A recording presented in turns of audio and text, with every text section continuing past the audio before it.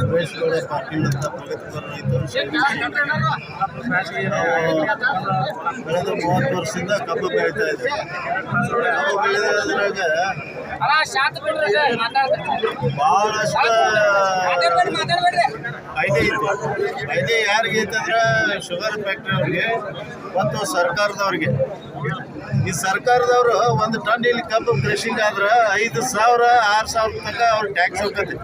ಬರೀ ಕಬ್ಬು ವಜನ್ ಆಗಿ ಅಲ್ಲಿ ಕ್ರಷ್ ಆದ್ರೆ ಅಲ್ಲಿ 5,000 ಒಂದು ಟನ್ ನಿಂಬಳಿ 5,000 ರಿಂದ 6,000 ಸರ್ಕಾರಕ್ಕೆ ಫೈದೆ ಐತಿ ಟ್ಯಾಕ್ಸ್ ಮುಖಾಂತರ. ಮತ್ತು ಈ ಫ್ಯಾಕ್ಟ್ರಿ ಅವ್ರಿಗೆ ಸಕ್ಕರೆ ರೇಟ್ 4,000 ಐತಿ. ನಾವು 3,500 ಕೊಡಕ್ಕೆ ಏನು ತೊಂದರೆ ಆಕತಿ ಅವ್ರಿಗೆ. ಮತ್ತು ಅದ್ರ ಜೋಡಿ ಬೈ ಪ್ರಾಡಕ್ಟ್ ಇಥನಾಲ್ ತಯಾರಾಕತಿ. ಮತ್ತು ಮೇನ್ ಅಂದ್ರೆ ಸ್ಪೀಟ್.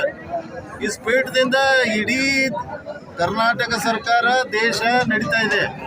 ಇವತ್ತು ಮತ್ತೆ ಮೇನ್ ಅಂದ್ರೆ ಇವತ್ತು ಕಲಿಯುಗದ ಅಮೃತ ಯಾವ್ದಂದ್ರೆ ಶೆರೆ. ಆ ಶೆರೆದಿಂದ ಸಾವಿರಾರು ಇಲ್ಲಿ ಸ್ಪೀಟ್ ತಯಾರು ಮಾಡಿದಾಗೂ ಟ್ಯಾಕ್ಸ್ ವಸೂಲು ಮಾಡ್ತಾರೆ. ಅದು ಹೋಗಿ ಬಾಟ್ಲಿಂಗ್ ಆದಾಗ ಅಲ್ಲಿ ಟ್ಯಾಕ್ಸ್ ಮಾಡ್ತಾರೆ. ಅಲ್ಲಿ 180 ml 60 ml ತಯಾರಾಗಿ ಇಲ್ಲಿ ತಂದು ಮಾರಕ್ಕೂ ಟ್ಯಾಕ್ಸ್ ಮಾಡ್ತಾರೆ. ಸೊ ನಮಗೆ ಒಂದು ಸರ್ಕಾರ ಒಂದು 1,500 ರಿಂದ ಕೊಡಬೇಕು. ಫ್ಯಾಕ್ಟ್ರಿ ಅವ್ರು 3,500 ರೂಪಾಯಿ ಕೊಡಬೇಕು.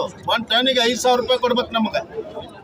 ಈ ಬೇಡಿಕೆ ಬರೀ 3,500ದಿಂದ ಮುಕ್ತಾಯ ಇಲ್ಲ. ಮತ್ತು ರೈತರು ನಾವು ಎಚ್ಚೆತ್ಕೋಬೇಕಾಯ್ತಿ.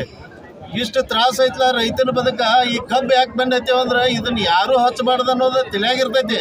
ಅನಿವಾರ್ಯ ಆಗೈತಿ. ಯಾಕಂದ್ರೆ ಈ ಬ್ಯಾರೆ ಏನಾರ ಬೆಳೆ ಮಾಡಿದ್ವಿ ಅಂದ್ರೆ ಮೊನ್ನೆ ನಾವು ಊತ್ತು ಮಾಡೀನಿ. 100 ಚೀಲ ಊತ್ತು ಆತ. ಕರೆ ಕಣ್ಣಾಗ ನೀರು ದಳ ಇಳಿದು ಯಾಕೆ ಬರ್ತೈತೇನ ಕಿತ್ತೀವ. ಏತವ ಒಂದಿಟ್ಟು ಶಾಂತಿ ರೀ ಏತವ ನೋಡ.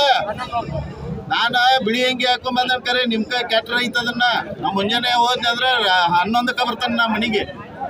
ಯಾಕೆ ಹೇಳಾಕ್ತಾನಂದ್ರೆ ಈ ಚಿಲ್ಲರ್ ಪೀಕ್ ಮಾಡೋರಪ್ಪ ಕಬ್ಬು ಬೇಡ ಇವ್ರು ಹಳೆ ಹೋಗಲಿ ಅಂತೇಳಿ ಚಿಲ್ಲರ್ ಮಾಡಿದೀವಿ ಅಂದ್ರೆ ಚಿಲ್ಲರ್ದ ಯಾವ್ದಾರ ಮಳಿ ಅನ್ಕ ಬೇಕಾದಾಗ ಬೀಳಾಕತೈತಿ. ಅದಕ್ಕೇನು ಋತುನೇ ಯಾಕೆ ಇವ್ರು ಅಟ್ಟ ಕಾಡಾಕ್ತಿಲ್ಲ ನಮ್ಮನ್ನ ಮಳಿರಾಯ ಬಿಸಿಲು ಕಾಡಾಕತೈತಿ. ಈ ವರ್ಷದಾಗ ಇವತ್ತು ಬಿಸಿಲು ನೋಡಿದ್ನ ಬಿಸಿಲು ಬೀಳಂಗಿಲ್ಲ. ಒಂದು ಮುತ್ತು ಕಿತ್ತ ಕರ್ಸ ರಾಶಿ ಮಾಡೋ ನಟಿಗೆ 1-2 ಗಂಟೆಗಂದ್ರೆ ಮಳಿ ಆತ. ಮತ್ತೆ ಮರು ದಿವಸ ಆಳುಗಳು ತೊಗೊಂಡು ತಿರುವಿ ಹಾಕಿದೆವು. ಮತ್ತೆ ಮಳಿ ಆತ. ಒಮ್ಮೆ ತಿರುವು ಹಾಕಕ್ಕೆ 10,000 ರೂಪಾಯಿ ತೊಗೊಂಡು ಮತ್ತೆ ತಿರುವು ಹಾಕಿದೆವು. ಅದನ್ನ ರಾಶಿ ಮಾಡಿ ಒಣ ಹಾಕಿದೆವು. ಒಣಗೆ ಹಾಕಕ್ಕೆ ತೆಗಿಯಾಕ ಹಾಕಾಕ 10 ಆಳ 20 ಆಳ ತ್ರಾಸ ಆತ. ಮುಂದೆ ಅದನ್ನ ಹೋದ್ರೆ ಮಾರಾಕ್ ಹೋದ್ವಿ ಅಂದ್ರೆ ಮೊದಲು ಹೆಂಗಿತ್ತು ಕರ್ಕೊಂಡು ನಾವು ಮನೆಗೆ ಬರ್ತೀರ. ಈಗ ಏನಾಗೈತೆ ಆ ಮಾಲ್ ತಗೊಂಡು ತಗೊಂಡು ಅವ್ರ ಮನೆಗೆ ಹೋಗ್ಬೇಕು. ಅವ್ರು ಎಲ್ಲಿ ಹೋಗ್ತಾರಲ್ಲ ಅಲ್ಲಿ ಹೋಗಿ ಅವ್ ಏನಂದ ಮಣ್ಣು ಮಾಡಿ ಕುಡಿಯವ್ರಿ ಅಂದ್ರು. ಮಣ್ಣು ಕುಡಿಯೋದ್ರೆ ಹೆಂಗ್ ಬಿಡೋದು ಇವನು ಸಾಣೀಸ್ ಕೊಡ್ರಿ ಅಂದ. ನಮ್ಮ ಆಳು ಹೋಗ್ತಾರೆ ಸಾಣೀಸಿ ಒಂದು 3 ಕಿಲೋ ಯಾಕೆ ಸೂಟು ಅಂತ 3 ಕಿಲೋ ಸೂಟ್ ಕೊಡವ ಅಂತ ಹಿಂಗೆಲ್ಲ ದುರ್ದಯ ಐತೆ.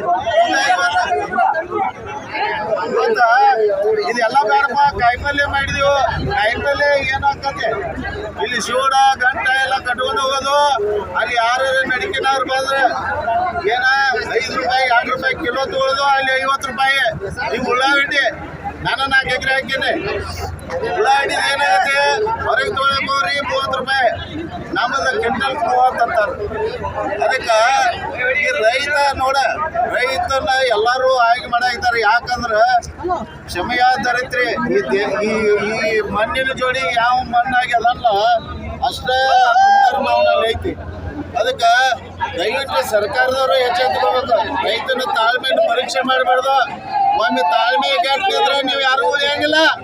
ನಿಮ್ಮನ್ನ ಎಲ್ಲ ಬೆಂಕಿ ಹಚ್ಚಿ ಸುಡೋದಾಕತಿ ಸರ್ಕಾರ ಮತ್ತು ಫ್ಯಾಕ್ಟ್ರಿ ಅವ್ರನ್ನ. ಅದಕ್ಕೆ ದಯವಿಟ್ಟು ತಾಳ್ಮೆಯನ್ನು ಪರೀಕ್ಷೆ ಮಾಡಬೇಡ್ರಿ. ನೀವು ಒಂದು 3,500 ಘೋಷಣೆ ಮಾಡಬೇಕು. ಸರ್ಕಾರದಿಂದ 1,500 ರೂಪಾಯಿ ಕೊಡಬೇಕು ಅಂತ ವಿನಂತಿ ನಿಮ್ಮೆಲ್ಲರ ಮುಖಾಂತರ ವಿನಂತಿ ಮಾಡ್ತಾ ಇದ್ದೀನಿ.